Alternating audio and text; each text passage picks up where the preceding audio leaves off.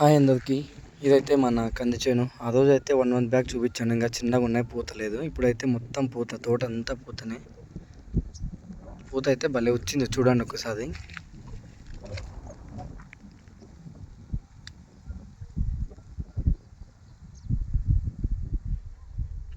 ఇదైతే కంది చేను.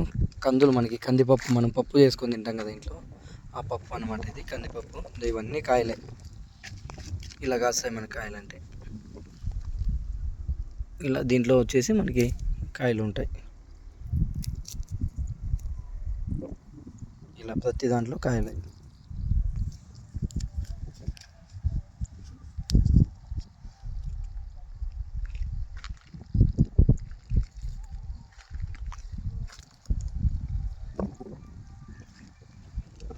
దీనికి కూడా మనకైతే మందులు కొట్టాల్సిందే.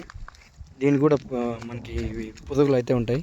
ఇదో చూపిస్తా చూడండి. ఇది మొత్తం పూతనంతా తినేస్తాయి కాయలు.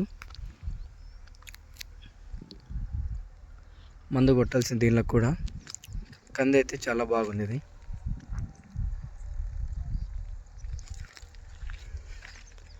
కంది అయితే మనదే ఇది.